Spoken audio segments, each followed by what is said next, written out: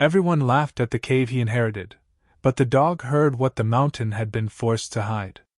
Rain fell softly outside Lantern Hollow Cave, whispering through the sycamore leaves and running in silver lines down the rusted iron gate that guarded the entrance. Inside, the air was cold enough to make Caleb Turner's breath appear in pale clouds beneath the beam of his flashlight. The limestone walls curved around him like the ribs of something ancient, wet in some places, dry in others, holding the smell of stone, moss, and old silence. Water dripped from the ceiling one drop at a time, steady as a clock no one had wound in years. Caleb stood near the back of the cave with one gloved hand resting against the wall, wondering if the whole town had been right. Maybe this was all he had inherited. A useless hole in the hill. A low, damp cave behind a broken gate. A scrap of land nobody wanted unless they could make a joke out of the man unlucky enough to receive it. He was 40 years old, a white veteran with a weathered face, quiet gray-blue eyes, short dark brown hair touched lightly with silver, and rough stubble along a jaw shaped by work, worry, and weather. His shoulders were broad beneath a worn canvas jacket over a flannel shirt, and his boots were dark with Kentucky mud from the climb up the trail. Once, he had served in the Army Corps of Engineers, reading bridges, tunnels, slopes, and unstable ground with the careful patience of a man whose job was to know what might fail before it did. These days he fixed water pumps, fence gates, sagging porches, and whatever else people around the county could afford to pay him for. He was not rich. He was not lucky. But he still believed broken things deserved a fair look before being left behind. Ranger believed something else.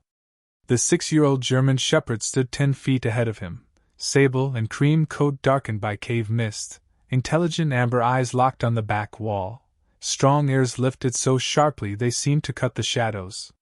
His dark working dog harness still carried scratches from search jobs, storm calls, and long muddy days when Caleb trusted him more than maps. Ranger was not sniffing the floor. He was not chasing the scent of an animal. He stood perfectly still before a narrow crack near the base of the limestone wall, as if listening to someone breathe on the other side. "Easy, boy," Caleb murmured. His voice came back to him soft and hollow. Ranger did not turn. The cave narrowed there, ending in what appeared to be a natural stone face, rough, pale gray, streaked with mineral lines and damp patches that caught the flashlight in dull flashes. To any ordinary eye, it was the end. Caleb had thought so too when he first walked in. The cave ran no more than a few hundred feet from the entrance. Too small for tourists. Too damp for storage. Too plain for postcards. That was what the men at the diner had said with coffee cups in their hands and smirks tucked under their mustaches. "Earl Wickham left you a rock with a mouth," one of them had laughed. Another said Caleb should put a mailbox in front of it, and call himself king of nothing. Caleb had listened, paid for his coffee, and said nothing back. A man could spend his whole life answering mockery, and still never change the shape of it. But now Ranger raised one paw and set it gently against the stone. Then he barked 3 times. Clear. Measured. Certain. The sound traveled down the cave, struck the wet walls, and returned in fading pieces. Caleb felt the skin at the back of his neck tighten. He had heard that signal before. Not for danger. Not for fear. For discovery. "What do you have?" he whispered. Ranger lowered his head to the crack near the floor, and exhaled through his nose. Caleb crouched beside him, his knees pressing into cold stone. He angled the flashlight along the base of the wall. At first he saw only limestone, mud, and a thin thread of water moving toward a shallow groove in the floor. Then the beam caught something too straight. A line. Not a crack. A seam. Caleb leaned closer. The stones along the bottom did not match the rest of the wall. Their color was close, but not exact. Their edges were too even. Between them, in places where natural stone should have fused with time, there was old mortar, darkened and smoothed to look like shadow. His breath slowed. This wall had been built. Built to look like the mountain. Built to stop people from asking what stood behind it. Ranger pressed his ear near the seam and went still again. Caleb held his breath with him. The cave quieted until even the rain outside seemed far away. Then, from somewhere beyond the wall, came a faint sound. A small metallic tap. So quiet it might have been a falling pebble. So clear it might have been an answer. Caleb did not move for several seconds. The flashlight trembled just enough to make the wall shimmer. He thought of Earl Whitcomb, the old quarry watchman who had lived alone at the edge of town, with a locked file cabinet in his parlor, and eyes that seemed to carry more winters than his bones. 3 weeks earlier, Caleb had repaired Earl's water pump for free because the old man's hands shook too badly to hold a wrench. Ranger had stood before that locked cabinet the same way he stood before this wall now. Earl had watched the dog and said, "That shepherd knows when the truth is breathing." Caleb had thought it was a lonely man's poetry. Then Earl died peacefully in his sleep, and a lawyer handed Caleb the deed to Lantern Hollow Cave, along with a letter that said, "If Ranger stops at the sealed wall, do not trust the men who call it worthless." Now Caleb understood the letter was not strange. It was a warning. He stood slowly and placed his palm against the cold stone. Behind it, hidden in the dark, something waited with the patience of a buried prayer. Ranger looked up at him, calm and certain. Caleb tightened his grip on the flashlight and whispered, "All right, boy. Let us hear what the mountain has been keeping." Caleb did not try to open the sealed wall that night. Every instinct in him wanted to scrape away the false stone, follow the hidden sound, and prove the men at the diner wrong before the rain even stopped. But years of working around tunnels and unstable ground had taught him that the mountain did not reward impatience. Limestone could hold for centuries and still surprise a careless hand. Old mortar could look harmless until the wrong stone shifted. Secrets, like structures, had to be approached with respect. He stepped back from the wall and let the beam of his flashlight travel slowly from the seam near the floor to the ceiling above it, studying the color changes, the mineral streaks, the faint places where human work had tried to imitate nature. Ranger stayed close to the crack, head lowered, ears forward, listening as if the stone itself had begun speaking in a language only he understood. "We do this right," Caleb said softly. "Not fast." The German shepherd glanced back once, then returned his attention to the wall, accepting the decision but not the mystery. Caleb pulled a roll of orange survey tape from his pack and tied a short strip to a natural knob in the rock beside the seam. He took photographs from every angle, wide shots of the cave, close shots of the mortar lines, the crack near the floor, Ranger's position, the old iron gate at the entrance, and the shallow groove where water ran away from the sealed wall instead of toward it. That detail bothered him. Water followed truth better than people did. If the cave floor sloped toward the entrance, why was there a dry draft coming from behind a wall that should have been solid? He crouched and held one bare wrist near the crack. Cold air brushed his skin, dry and faintly mineral, carrying the smell of dust, old metal, and something like paper stored in a cellar. Caleb stood very still. A cave could smell of earth. It could smell of water, moss, bats, roots, rain. But paper was not a smell that belonged behind limestone unless someone had put it there.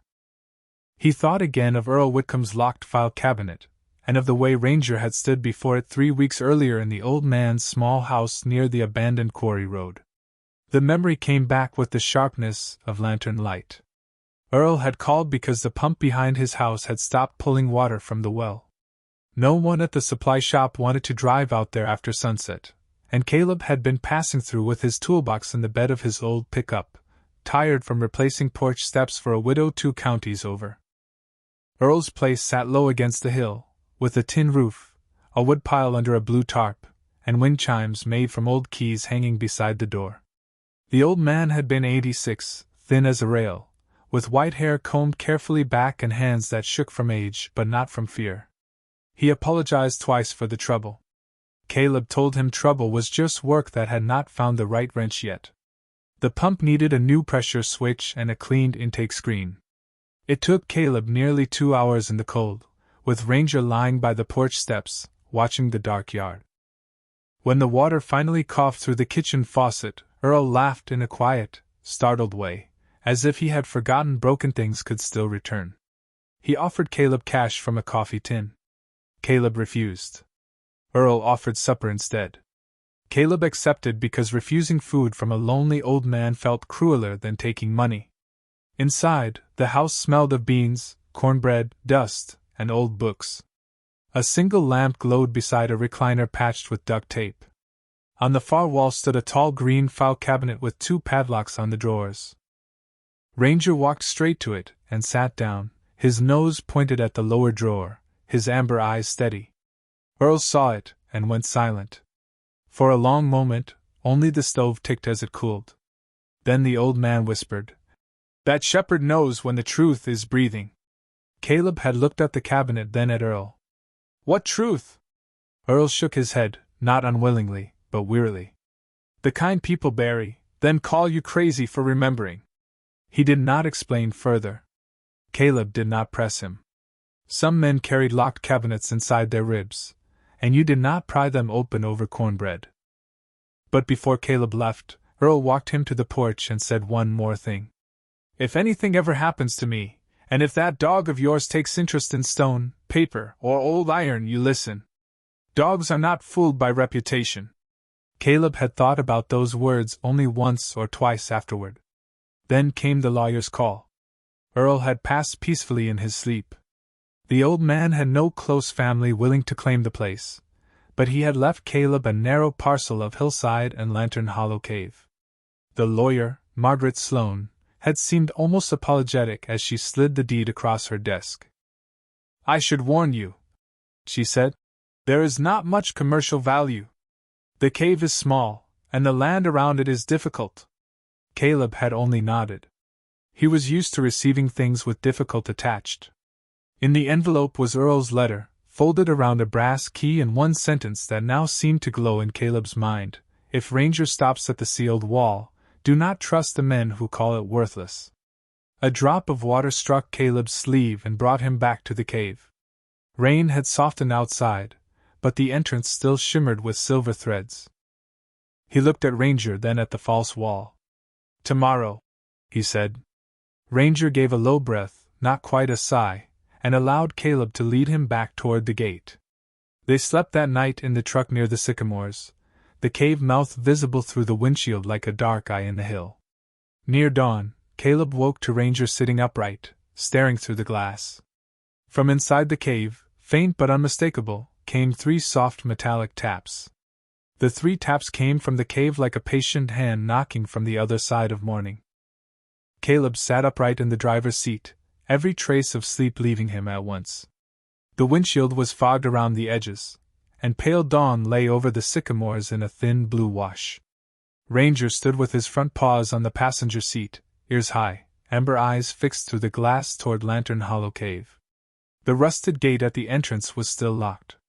The hillside was still. Rainwater dripped from leaves into the mud with soft, ordinary sounds. But beneath them, behind them, somewhere inside the dark mouth of the cave, Metal had answered the dog again. Caleb did not speak at first. He reached for the thermos between the seats, took one swallow of cold coffee, and let the bitterness steady him. Then he opened the truck door. The morning air smelled of wet leaves, limestone, and creek fog. His boots sank slightly into the red Kentucky mud as he stepped out, pulling on gloves, clipping a flashlight to his jacket, and taking the small field kit from behind the seat. He added a pry bar, a folding shovel, survey chalk, a roll of rope, a respirator mask, and a hard hat he had used on repair jobs in old barns and culverts. Ranger jumped down beside him, shook moisture from his sable and cream coat, and walked straight toward the gate without waiting for a command. "Slow," Caleb said. The dog slowed, but only enough to honor the word, not enough to hide his urgency. The brass key from Earl's letter turned stiffly in the gate lock. Iron groaned softly as Caleb pushed the gate open. The sound slipped into the cave and returned smaller, swallowed by stone. Inside, dawn faded quickly. The flashlight beam took over, gliding across damp limestone, shallow puddles, mineral streaks, and the orange tape Caleb had tied near the back wall the night before. The cave felt different in morning. Less like a hole in the hill, more like a place that had waited through the dark and knew he had come back. Ranger went directly to the sealed wall, and lowered his nose to the narrow crack at the base. He inhaled once, then turned sharply left. Caleb frowned. Not the wall? Ranger moved along the left side of the cave, following a seam where the stone floor rose in a shallow ridge. Caleb followed, beam low. The dog stopped near a cluster of fallen rocks and dry leaves gathered beneath an overhang. It looked like nothing, the kind of corner a man would pass 10 times without interest. Ranger pawed gently, not digging hard, only clearing the surface. Caleb crouched and brushed away leaves. Beneath them was a slit in the stone, narrow and dark, with dry air flowing out. Tucked just inside, beyond the reach of rain, was the corner of something wrapped in black oilcloth. Caleb's heart slowed in that careful way it did when discovery became responsibility. He set the flashlight on a flat rock, wedged the shovel handle gently into the gap, and worked the bundle free inch by inch. The cloth resisted, then slid out with a whisper of grit.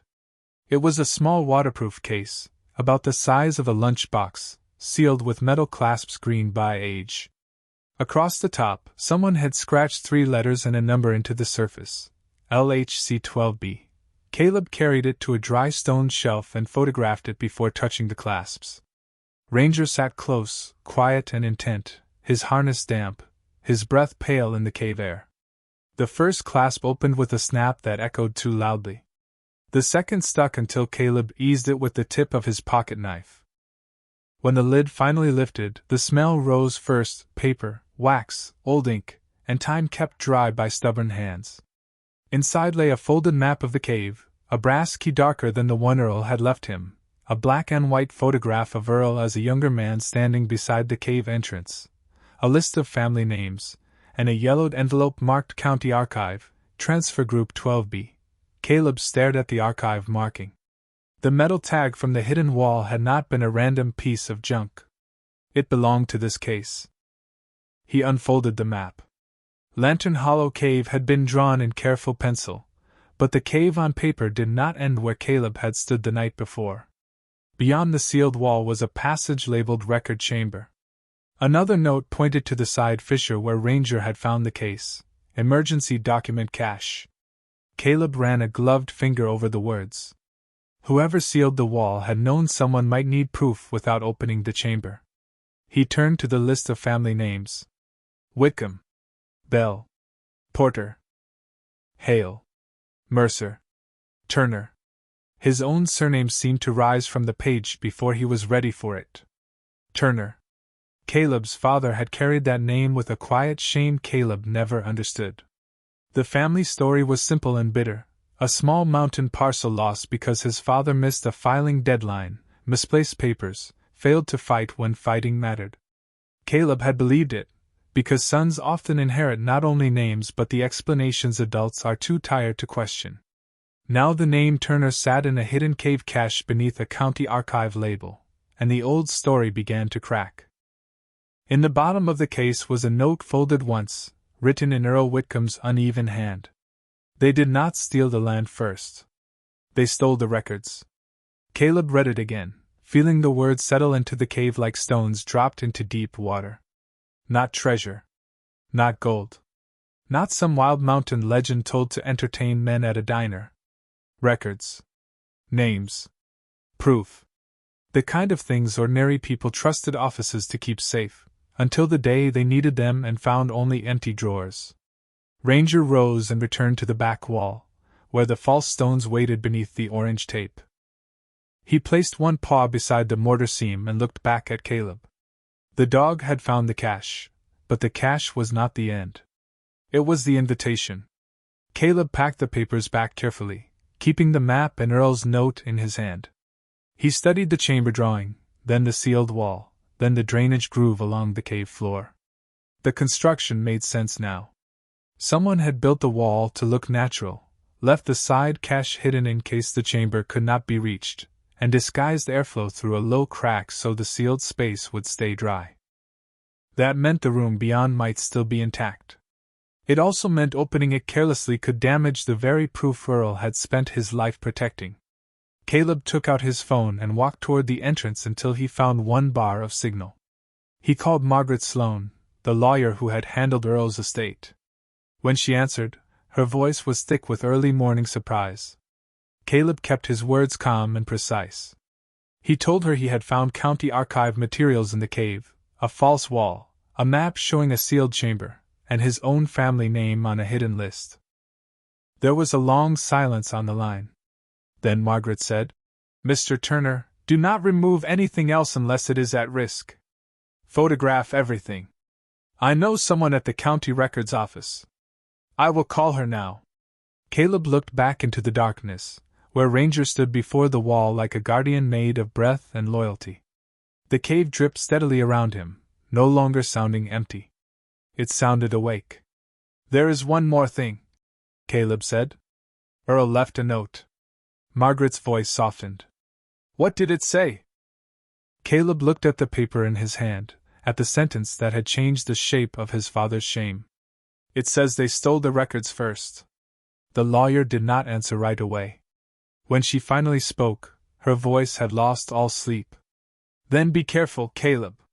If that is true, someone may have spent a long time hoping nobody would ever find them."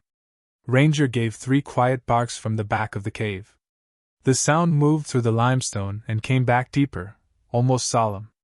Caleb ended the call, put on his hard hat, and walked toward the sealed wall. He was not going to tear the mountain open. Not yet. But for the first time, the cave people called worthless had begun to tell him exactly what it was worth. Caleb waited at the cave entrance until the county records officer arrived, because the more the mountain revealed, the less he trusted himself to be the only witness. The rain had faded into a pale morning mist, drifting between the sycamores and softening the red Kentucky mud along the trail. Ranger stood just inside the iron gate, body angled toward the sealed wall, but his eyes kept returning to the road as if he understood that the truth now needed more than instinct.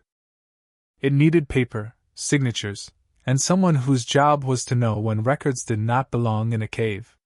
Margaret Sloane came first, driving a gray sedan that complained over every rut in the gravel. Behind her was a county truck marked Rowan County Records, and from it stepped a woman in her early 60s with silver hair braided down her back, rubber boots, a canvas satchel, and the careful face of someone who had spent a lifetime reading what other people overlooked. Her name was Evelyn Price. She greeted Caleb with a nod, then looked at Ranger. "This is the dog?" she asked. Caleb rested a hand on Ranger's harness. "This is Ranger." Evelyn studied the German shepherd for a moment. The dog met her gaze calmly, amber eyes steady, ears high, neither friendly nor unfriendly, only aware. "Then I suppose he is the senior investigator this morning," she said. Margaret gave a nervous little laugh, but Caleb noticed that Evelyn did not smile. She meant it more than she joked. Inside Lantern Hollow Cave, the air seemed colder with 3 people breathing in it. Caleb showed them the side fissure first, the oilcloth case, the county archive 12B marking, Earl's note, the map, the Turner name on the list, and the false wall at the back. Evelyn put on cotton gloves before touching anything.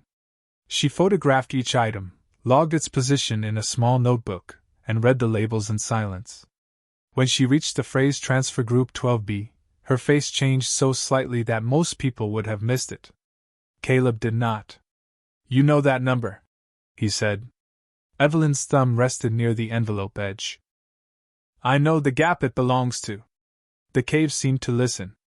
Water dropped from the limestone ceiling into a shallow pool with slow, measured patience. Evelyn explained that Rowan County had a missing block of land records from the late 1970s and early 1980s, mostly small family parcels along the eastern ridges. For decades, the explanation had been poor storage, storm damage, misfiled transfers, ordinary bureaucracy. "Ordinary bureaucracy can lose a page," she said quietly. "It does not usually hide a waterproof case behind a sealed cave wall." Ranger gave one soft breath through his nose, as if agreeing. They spent the next hour documenting the wall before touching it. Caleb used chalk to mark the mortar lines and pointed out the unnatural edges, the dry draft, the drainage groove, and the stones that had been set rather than formed. Evelyn recorded everything. Margaret called the county attorney from just outside the entrance where the signal held.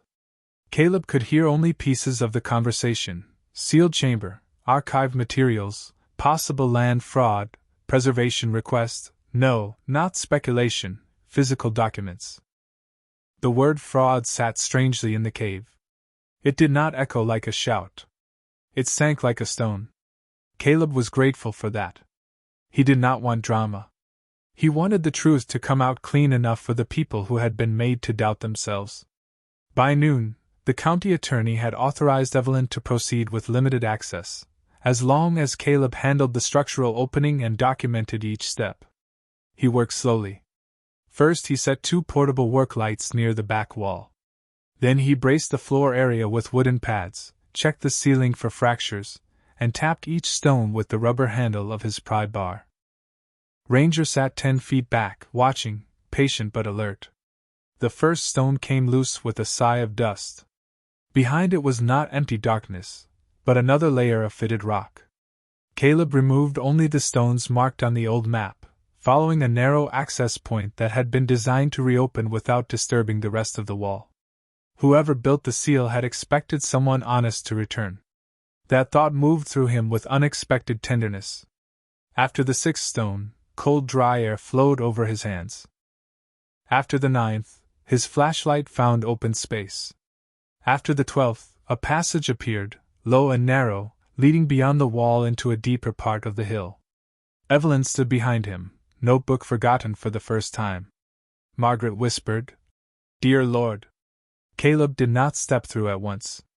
He photographed the opening, tested the air, waited, then clipped a rope to his belt and secured it outside the passage. Only then did he crouch and enter, with Ranger moving ahead of him in a careful, quiet line. The passage was only 20 feet long, but it felt longer because the world behind the wall had kept its own time. The limestone was dry there, almost smooth, and old wooden braces supported a low ceiling. At the end, the tunnel widened into a chamber no larger than a 1-car garage. Caleb lifted the light. Shelves lined the walls. Metal file boxes sat stacked on stone ledges. A small wooden desk stood in the center with a lantern hanging above it, its glass cloudy but unbroken. There was a typewriter beneath a cloth, a wall map of the county, and dozens of envelopes tied in bundles with faded string. No treasure glittered. No gold weighted. Only paper. But Caleb understood then that paper could be heavier than gold when it carried the names of people who had been told they had no proof. Evelyn entered behind him and stopped so abruptly that Margaret bumped lightly into her shoulder. The records officer covered her mouth with one gloved hand. "These are county originals," she whispered. "Some of them still have intake tags." Ranger walked to the far wall and sat before a locked cabinet painted dull green. Caleb noticed the small brass plate on its top drawer: Turner, Walker, Bell, Hale, Whitcomb. His father's family name, placed among others, not lost, not careless, not forgotten, but sealed away. Evelyn opened the first metal file box and drew out a folder. Her hands trembled despite her training.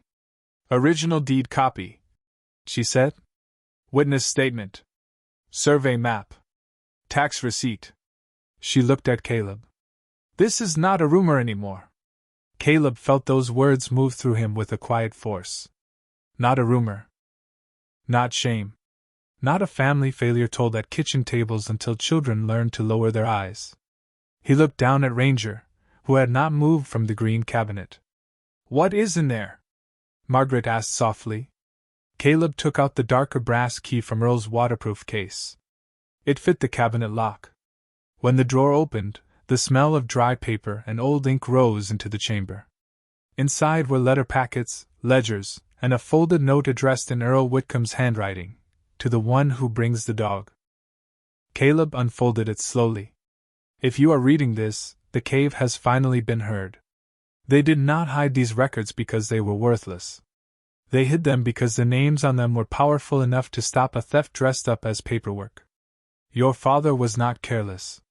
His proof was taken before he reached the courthouse." The chamber fell silent around the last sentence. Caleb closed his eyes for one breath. Ranger leaned gently against his leg. Above them, beyond the sealed wall, rainwater still moved through the mouth of Lantern Hollow Cave. But below the hill, in a room of stone and paper, a son finally stood beside the truth his father had been denied. Caleb read Earl Whitcomb's note 3 times before the words settled into him. Your father was not careless. His proof was taken before he reached the courthouse. In the cool stone chamber behind the sealed wall, that sentence did not feel like ink. It felt like a hand placed gently over an old bruise. For most of his life, Caleb had believed the story because no one had offered him another one. His father, Daniel Turner, had lost the family ridge parcel through missed paperwork, bad timing, and what neighbors called poor judgment. Caleb remembered being a boy at the kitchen table, watching his father stare at unopened county envelopes with tired eyes, as if paper itself had become something dangerous. Daniel rarely spoke of the land after it was gone. When he did, his voice carried the flatness of a man who had argued with locked doors until he stopped expecting them to open. Now, beneath Lantern Hollow, Caleb stood surrounded by the missing doors.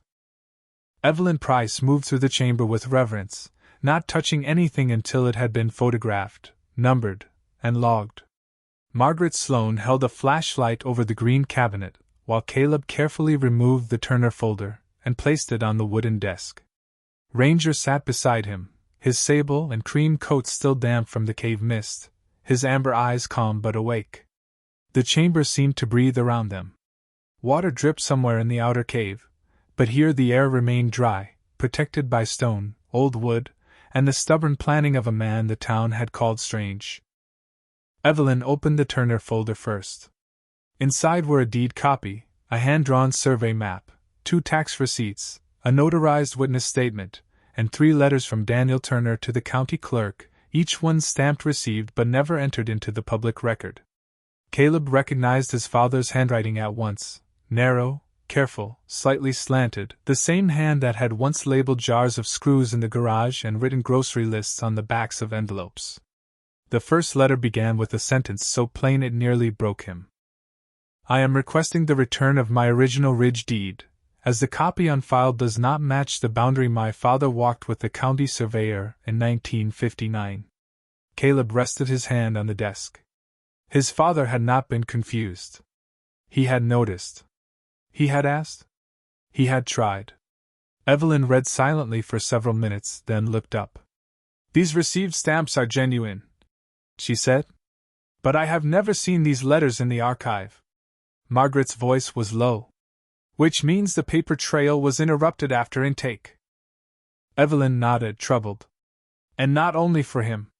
She opened the folders marked Bell, Hale, Porter, and Wickham.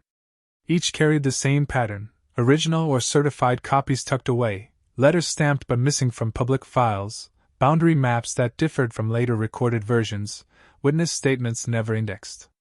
No loud crime. No dramatic scene. Just quiet theft dressed in paperwork, the kind that could take a mountain one signature at a time while good people were told they had misplaced their own proof. Caleb thought of Earl, 86 years old, living alone by the quarry road with padlocks on a file cabinet, and wind chimes made of old keys.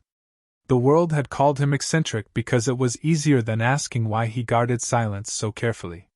Ranger rose suddenly and walked to the far side of the chamber, where a narrow shelf had been built into the limestone. He sniffed once, then placed a paw gently against a long metal box hidden behind 2 empty lantern oil cans. Caleb followed. The box was gray, sealed with a latch, and labeled in faded marker, Courier Ledger. Evelyn's breath caught softly. That may show movement. Caleb carried it to the desk and opened it under the lights. Inside was a ledger bound in cracked brown leather. The pages listed dates, file numbers, names, and transfer destinations. Many entries were ordinary, but one section had been marked with a red pencil line. Transfer Group 12B. The same number from the case. The same number from the hidden archive envelope. Evelyn turned the pages slowly, her expression tightening with each entry. These files were signed out to a private records courier contracted during the courthouse renovation, she said. Margaret leaned closer. Do we have names? Evelyn pointed to a column. Initials, but enough to begin.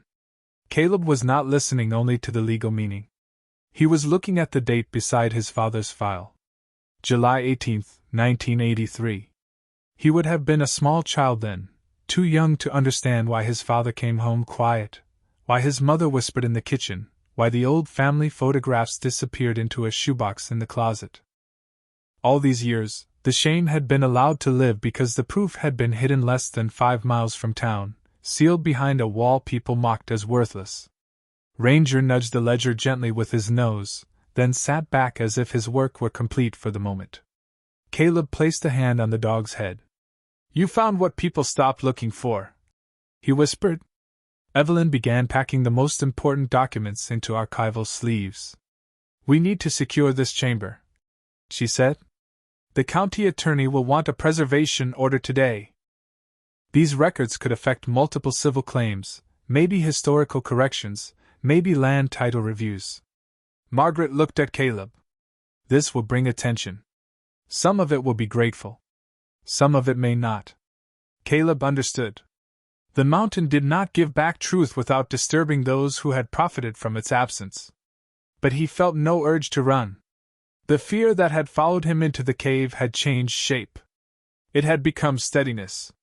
He looked around the chamber, the shelves of names, the lantern above the desk, the green cabinet, the false wall beyond the passage, Ranger sitting in the flashlight glow like a guardian made of patience. "Then we do it right," Caleb said. "Every page. Every name." By late afternoon, the first county vehicle arrived with evidence seals, portable lights, and a second records clerk. Evelyn's voice echoed softly through the cave as she called out file numbers. Margaret stood near the entrance making careful calls. Caleb carried equipment, braced the passage, and marked safe footing with chalk. He did not try to lead the officials. He did what he knew how to do. He made the path safer for others. Near sunset, as orange light touched the wet sycamore leaves outside the cave mouth, an elderly man appeared at the gate, holding a folded cap in both hands. His name was Joseph Hale. He had heard Evelyn's call to the courthouse and driven up because his family name had been mentioned. Caleb watched as Evelyn brought him a copied index card from the chamber. Joseph read it once, then pressed it against his chest and closed his eyes. "My mother said there was proof," he whispered. "Everybody told her to let it go." No one spoke for a while. Even the cave seemed to quiet itself for that small, sacred correction. Ranger walked to Joseph and sat beside him, close enough for the old man's shaking hand to rest on his head. Caleb looked at them, then back into the dark passage where the record chamber waited. He had entered Lantern Hollow thinking he had inherited stone. But stone had become a doorway, and the doorway had become a witness. The cave was not priceless because of what it could be sold for. It was priceless because it had remembered the people everyone else had asked to forget. By the next morning, Lantern Hollow Cave had changed from a local joke into a place where people lowered their voices without being told. A temporary county barrier stood near the rusted gate, not to keep truth away, but to protect it while it learned how to stand in daylight. Portable lights glowed inside the entrance, their cords running over the damp stone like careful veins. Evelyn Price had returned with 2 records clerks, a preservation specialist, and a county attorney named Thomas Bell, a quiet man with rimless glasses and a leather briefcase worn soft at the corners. Margaret Sloane stood beside him near the entrance, her coat buttoned against the cave chill, while Caleb Turner moved between them and the sealed chamber with a flashlight, chalk, and the steady patience of a man who knew that fragile places did not forgive careless feet. Ranger stayed near the passage behind the false wall, lying where he could see both the record chamber and the cave mouth. His sable and cream coat caught the work lights and warm bands, his amber eyes following every person who passed. No one questioned the dog anymore. By then, everyone knew he had found what the county had lost. Inside the chamber, each document was photographed, sleeved, numbered, and placed into archival boxes. Evelyn called out names in a voice that stayed calm even when the pages made her hands pause. Hale. Turner. Whitcomb. Porter. Bell. Maddox. Clay. Weller. Some folders held original deeds. Some held witness statements. Some held letters stamped received and then removed from the path where justice should have carried them forward. Thomas Bell listened with his jaw set, writing notes in a legal pad. "This is not one mistake," he said after the third box. Evelyn shook her head. "No. This is a pattern." The word pattern moved through Caleb like cold air. A mistake could wound one family. A pattern could bend a whole mountain for decades.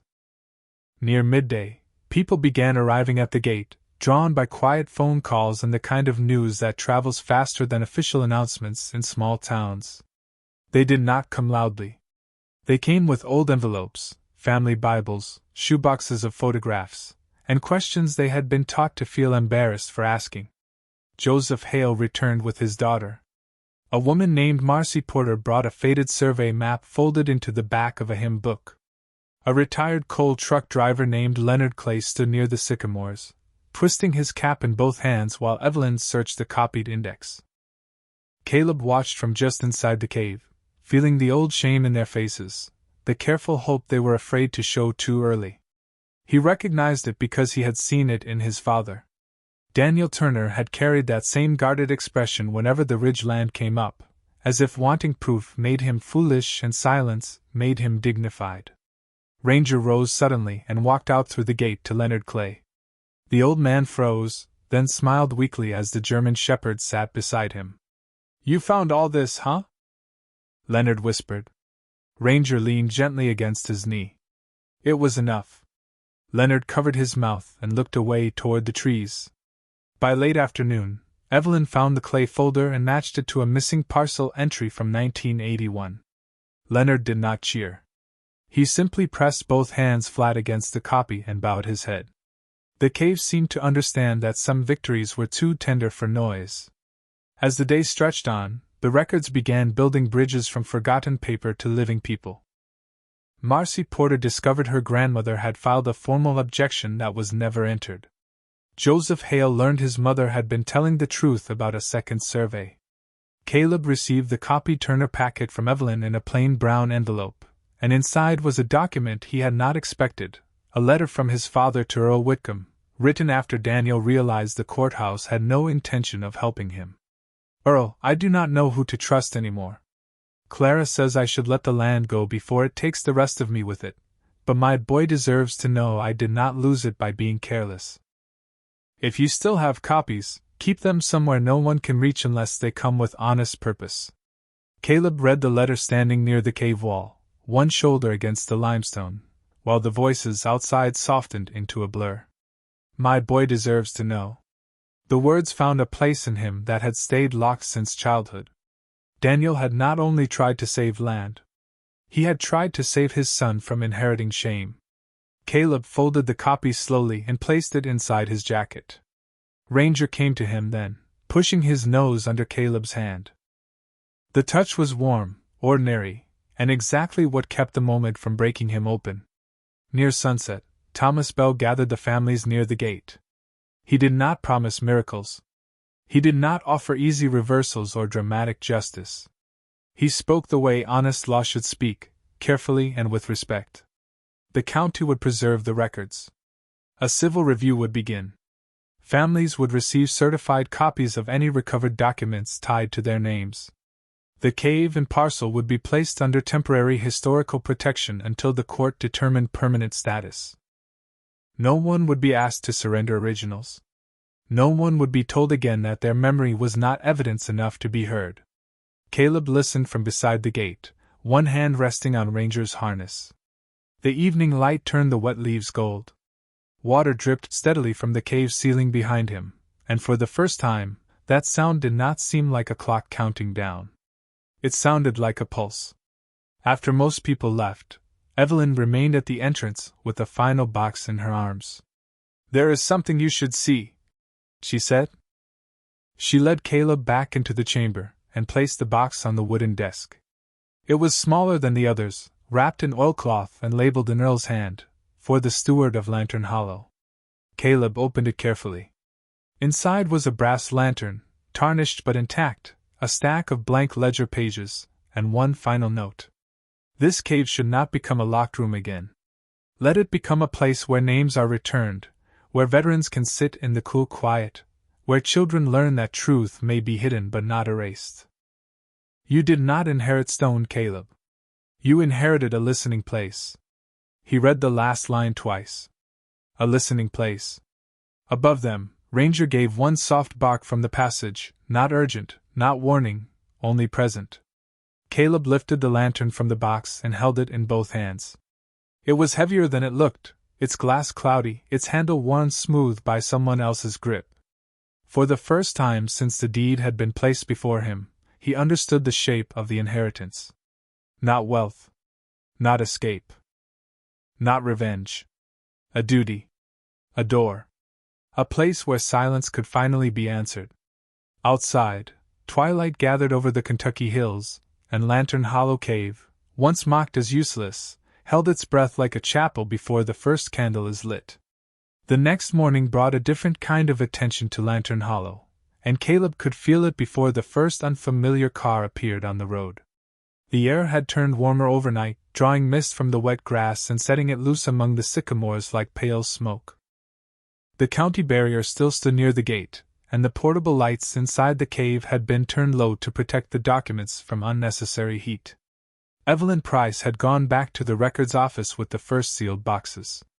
Thomas Bell had promised to file the historical protection request before noon.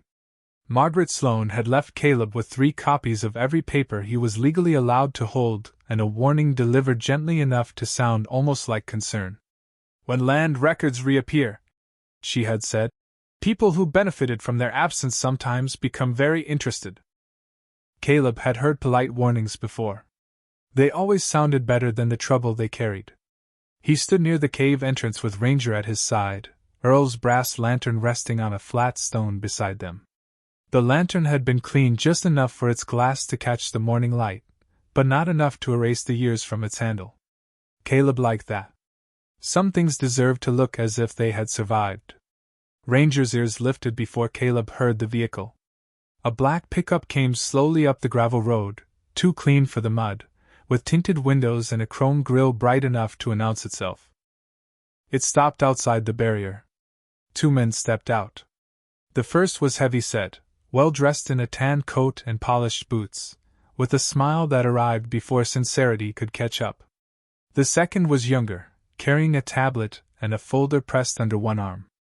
Neither looked toward the cave first. They looked at Caleb. That told him enough. "Mr. Turner?" the older man called. "I am Russell Vane. Vane Land and Resource. This is my associate, Peter." Caleb did not move from the gate. "County site is restricted right now." Russell nodded as if he respected that deeply.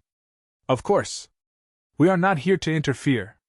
We simply heard there had been a discovery, and we wanted to make sure you had access to all your options." Ranger stood still, shoulder brushing Caleb's leg, amber eyes fixed on the men. He did not bark. He did not need to. Russell glanced at the dog, then continued. "Your parcel sits in an interesting location. Small, difficult, but interesting. Before this becomes tangled in preservation claims and family disputes, my firm is prepared to make you a private offer. Clean purchase. Cash. No delays." Peter opened the folder and held out a page. Caleb did not take it.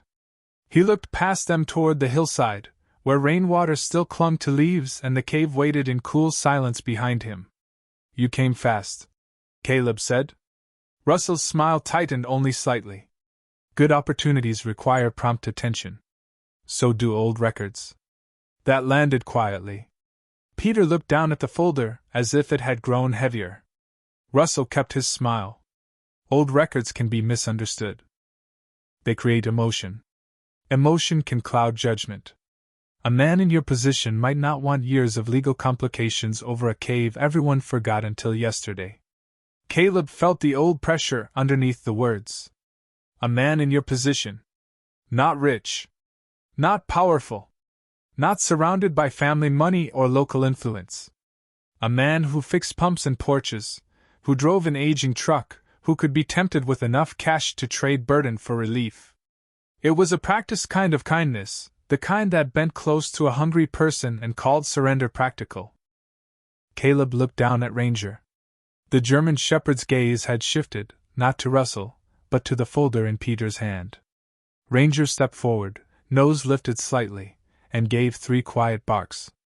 Peter flinched and drew the folder back. A corner of one paper slipped free, just enough for Caleb to see a map. Not a new survey. An old one. The outline of Lantern Hollow Cave and the surrounding ridge were marked in red, including the hidden chamber behind the sealed wall. Caleb's voice stayed calm. That is an interesting map. Russell turned his head toward Peter, and the younger man tucked the paper back too quickly. Preliminary research, Russell said. Public information. The chamber was not public. The sycamores stirred in the wind.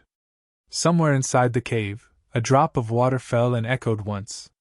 Russell's face changed then, not much, but enough. The smile remained, but the ease left it. Mr. Turner, you should be careful about making accusations. I am being careful, Caleb said. That is why the county has the records. He let the silence hold after that. It held well. Russell closed his coat against the morning chill. If you change your mind, offers like ours do not stay open forever. Caleb rested one hand on Ranger's harness. Neither do sealed walls. For a moment, no one spoke. Then Russell gave a short nod, turned back toward the truck, and Peter followed. Before climbing in, Peter looked once toward the cave. There was no arrogance in his face now. Only worry. The truck rolled back down the road, tires whispering through damp gravel, and Caleb watched until it disappeared behind the trees. He waited another minute before calling Margaret. He described the visit, the offer, the old map, and Ranger's reaction to the folder. Margaret listened without interrupting. When she finally spoke, her voice had become very still. I am calling Thomas Bell. Do not leave the site alone if you can help it. And Caleb, write down everything you remember. He did. He sat on the flat stone beside Earl's lantern and wrote every word, every movement, every detail of the map corner he had seen. Ranger lay at his feet, facing the road. By noon, Thomas Bell returned with a deputy clerk, not a law enforcement scene, not a spectacle, just 2 county officials with paperwork and quiet resolve. The temporary protection became an emergency preservation order before sunset. Lantern Hollow Cave could not be sold, altered, sealed, or privately accessed while the records were under review. The words were printed on county letterhead and posted beside the rusted gate in a clear plastic sleeve. Caleb stood before the notice for a long time after the others left. It was not victory, not yet. But it was a doorstop placed under the truth. That evening, families began arriving again. Joseph Hale brought coffee in a thermos. Marcy Porter brought folding chairs. Leonard Clay brought an old lantern he said had belonged to his grandfather. No one had asked them to come. They came because some places, once heard, called the right people toward them. They sat near the sycamores as dusk gathered, speaking softly while the cave breathed cool air behind the gate. Caleb listened more than he talked. Ranger moved among them calmly, stopping beside each person as if checking whether their sorrow had found a place to rest. When darkness settled, Caleb lit Earl's brass lantern for the first time. Its flame rose small and gold, trembling behind cloudy glass, then steadied. The light touched the gate, the stone, the posted order, the faces of the families, and Ranger's watchful eyes. Caleb thought of his father's letter, of Earl's locked cabinet, of the false wall, of the men who had called the cave worthless because they feared what it remembered. He lifted the lantern and hung it from the old iron hook beside the entrance.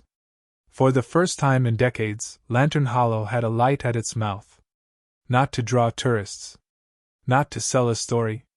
To tell anyone who came in honesty that the mountain was listening now, and this time, the names would not be hidden again. By sunrise, the light Earl's lantern had cast at the mouth of Lantern Hollow seemed to have changed the whole hillside. The cave was still small, still cold, still marked by damp stone and a rusted gate, but it no longer looked abandoned. Folding chairs stood under the sycamores where families had sat the night before. A thermos of coffee rested on a flat rock. The emergency preservation order remained sealed in its clear sleeve beside the entrance, fluttering lightly whenever the morning wind moved through the leaves. Caleb Turner woke in the cab of his truck with Ranger stretched across the passenger seat, both of them stiff from another short night, but neither of them restless.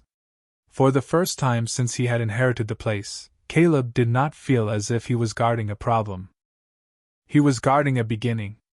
By 8 o'clock, Evelyn Price arrived with Thomas Bell, Margaret Sloane, 2 records clerks, and a preservation architect named Nora Whitfield, who carried rolled plans, a camera, and a face that softened the moment she stepped into the cave.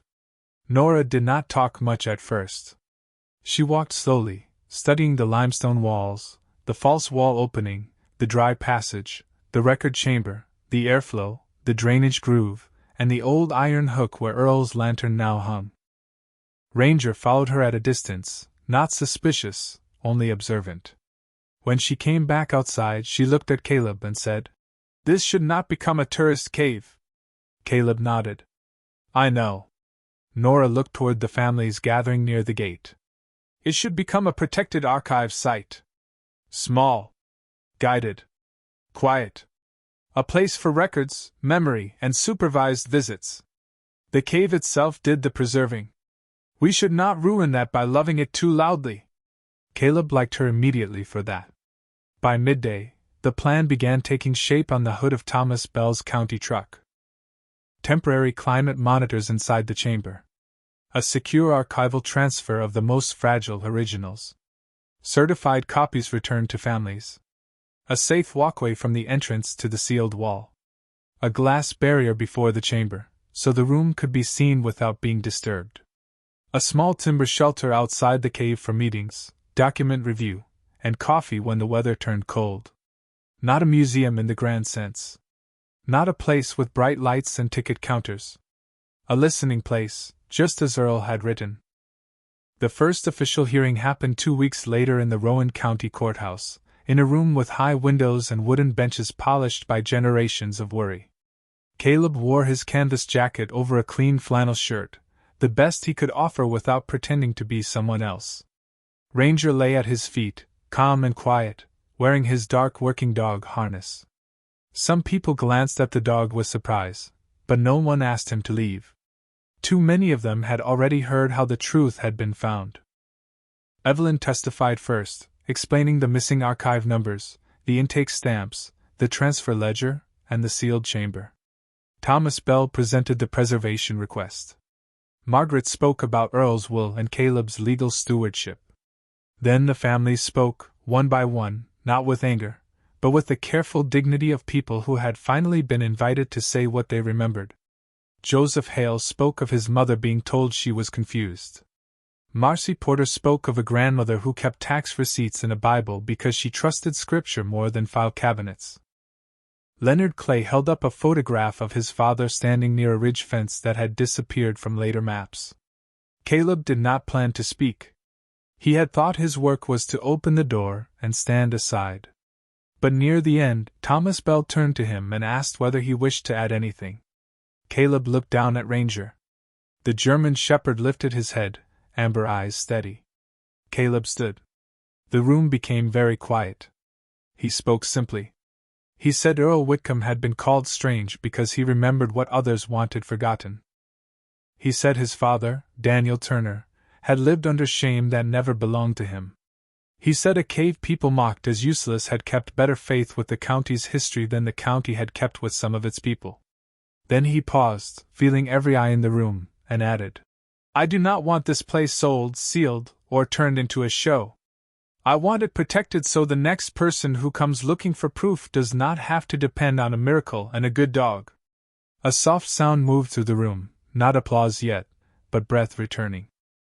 The judge looked at Ranger, then at the documents, then at the families seated together on the benches. The temporary order became a permanent preservation trust by the end of that month. Lantern Hollow Cave would remain under Caleb's stewardship with county oversight, protected as a historical records site and community archive. Russell Vane's company filed an objection, then withdrew after the courier ledger and transfer records were entered into review. The old crime, if anyone wanted to call it that, was no longer a shadow.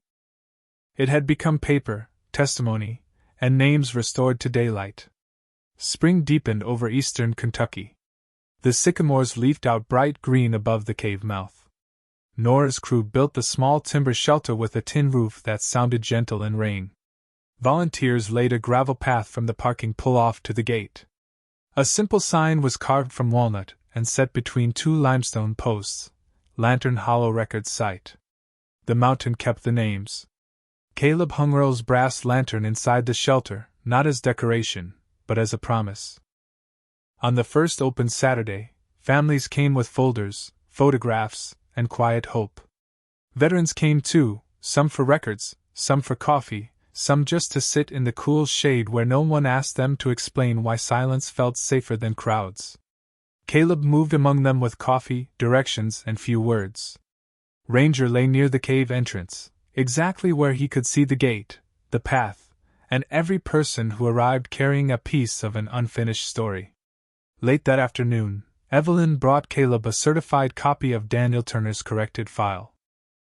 The county could not return the lost years, she told him gently, but it could restore the record. Caleb held the paper in both hands.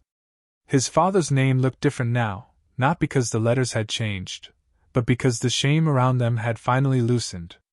Ranger rose, came to his side, and leaned against his leg. Caleb looked toward the cave, where cool air flowed from the entrance and Earl's lantern glowed softly in the shelter. The truth had not arrived as thunder. It had come as a dog listening, a wall opening, a file number found, a name spoken aloud. And sometimes, that was how grace worked best, not by erasing the past, but by giving it back with enough light to heal. By late summer, Lantern Hollow no longer looked like a place people passed with a joke and a shrug. The gravel path curved gently from the small parking pull-off to the old iron gate, now cleaned, reinforced, and left rusted at the edges so it still remembered its years of silence. Sycamore leaves shifted overhead, casting green shadows across the limestone posts and the walnut sign that read Lantern Hollow Records Site. The mountain kept the names. Caleb Turner stood beside the timber shelter with Earl Whitcomb's brass lantern hanging from a beam above him, its glass polished but still cloudy enough to hold the past. He was still the same man in many ways, a 40-year-old white veteran with a weathered face, quiet gray-blue eyes, short dark brown hair touched lightly with silver, and rough stubble along his jaw. He still wore his worn canvas jacket over a flannel shirt on cool mornings. He still drove the same old pickup, still repaired pumps and porches when neighbors called, still spoke less than most people expected. But something in the way he stood had changed.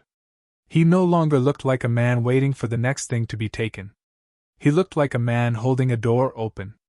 Ranger lay near the cave entrance, sable and cream coat warm in the shade, intelligent amber eyes half closed, strong ears lifting whenever footsteps approached. Children knew to ask before petting him, and the old ones somehow always forgot to ask because Ranger went to them first. He had become part of the place, not a mascot, not a story decoration, but a living witness to the moment the cave began speaking again. On Saturdays, families came with folders, shoeboxes, and questions that had sat too long at kitchen tables. Evelyn Price kept office hours in the timber shelter, with archival copies, county forms, and a patience that made people feel less foolish for hoping. Thomas Bell helped guide the civil review process without promising what the law could not give. Margaret Sloane prepared stewardship papers, easement protections, and letters that sounded formal but carried mercy inside them. Nora Whitfield's small preservation crew installed quiet lighting, a safe viewing barrier before the record chamber, and a climate system so gentle it seemed to breathe with the cave instead of against it. The original documents were secured at the county archive, but certified copies filled the shelves in the shelter, each one labeled, protected, and available to the families whose names had once been hidden. Some land claims led to corrections. Some led to settlements. Some led only to a changed line in a public record, but even that mattered. A corrected line could lift shame from a grave. A restored name could give a grandson a place to begin. One afternoon, Caleb drove to his mother's house with Daniel Turner's corrected file in a brown envelope on the seat beside him. His mother, Clara, lived in a small white house outside Somerset, with marigolds by the porch steps and wind chimes that rang whenever the breeze came down from the ridge. She opened the door wearing a blue sweater, her hair pinned back, her face softening when she saw Ranger behind him. Caleb did not explain everything at once. He sat with her at the kitchen table where his father had once sorted bills in silence, and he laid out the copies one by one, the deed, the survey map, the received letters, the stolen transfer record, the corrected county file. Clara read slowly. Her fingers paused over Daniel's signature. For a long time, she said nothing. Then she pressed the page to her chest and closed her eyes. "He tried," she whispered. Caleb nodded, because those two words were the bridge they had both needed and never found. They did not make the years easy. They did not bring Daniel back, or restore every acre, or undo the quiet sadness that had lived in that kitchen. But they gave the sorrow a different shape. His father was no longer only the man who lost the land. He was the man who tried to come home with proof and was stopped by a silence someone else built. Clara visited Lantern Hollow the following week. She stood just inside the gate, one hand resting on Caleb's arm, while cool cave air moved across her face. Ranger sat at her feet as if he had known her longer than the hour allowed. Evelyn showed her the Turner shelf, the certified copies, the old map, and the place where the false wall had once sealed the chamber away. Clara touched the stone lightly, not with anger, but with the tenderness people reserve for things that survived long enough to tell the truth. "Your father would have liked this dog," she said. Caleb looked down at Ranger, who blinked slowly in the cave light. "I think he would have trusted him," Caleb answered. Autumn came next, painting the hills in copper, red, and gold. Lantern Hollow held its first Remembrance Day on a clear October morning. No stage, no loud music, no speeches that tried too hard. Just families gathered beneath the sycamores, veterans sitting on folding chairs with coffee in their hands, children pinning copied names to a long wooden board, and Earl's lantern lit at the cave mouth. Joseph Hale brought his mother's Bible. Marcy Porter brought the hymn book that had hidden her grandmother's map. Leonard Clay brought a framed photograph of the ridge fence his father had once mended. Clara came with a small picture of Daniel Turner, younger than Caleb had ever known him, his eyes tired but kind. When Caleb placed that photograph on the table beside the Turner file, he felt the old ache rise, then settle. Some pain does not leave. It learns where to rest when truth finally gives it a chair. Near the end of the morning, Thomas Bell read a simple statement recognizing Lantern Hollow as a protected historical record site and community listening place. Evelyn read the names recovered from Transfer Group 12B. Each name entered the air slowly. Hale, Turner, Whitcomb, Porter, Bell, Maddox, Clay, Weller. Others followed, and with each one, someone in the crowd seemed to stand a little straighter. Caleb did not speak until the very end. He stood beside the cave entrance with Ranger at his left side, one hand resting on the dog's harness, the other touching Earl's lantern. He looked at the families, at his mother, at the restored gate, at the seam in the limestone where a wall had once pretended to be the mountain. "I used to think I inherited a cave," he said quietly. "But what Earl left me was a place that knew how to listen." Ranger heard it first. "The rest of us just learned to be quiet enough." No one clapped right away. The wind moved through the sycamores. Water dripped deep inside the cave, steady as a living clock. Then Clara stepped forward and placed Daniel's photograph beneath the lantern. Others followed, laying down copies, flowers, small stones, and folded notes. Ranger watched them all, calm and faithful, his ears bright with attention. As the sun lowered behind the Kentucky hills, Caleb closed the gate but did not lock it until the last family had gone. He stood there in the amber light, looking into the cool dark where the record chamber rested safe beyond the glass. The cave held no gold. It held no grand treasure anyone could spend. But it had given back names, cleared a father's shame, restored a community's memory, and taught a tired veteran that sometimes grace waits in the places people laugh at. Caleb lifted Earl's lantern from its hook, its flame glowing small and steady behind the cloudy glass. Ranger leaned against his leg, warm and solid. And in that quiet, Lantern Hollow seemed less like a cave than a heart under the hill, still beating for every truth that had waited to be heard.